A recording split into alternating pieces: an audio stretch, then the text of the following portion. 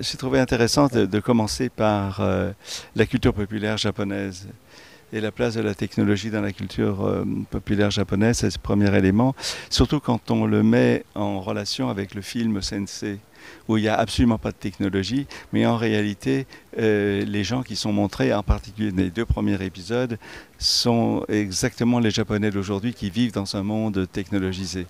Et on voit que ce monde-là est en attente de quelque chose parce que par lui-même, actuellement, il lui manque un projet collectif qui a disparu et qui manifestement trouble très profondément chaque individu.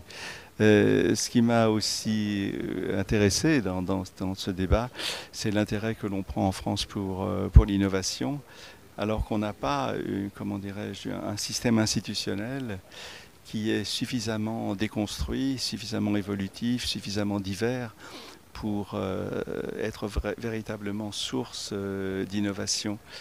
Et ce n'est pas la diversité ethnique, sociale ou religieuse qui est la source d'innovation.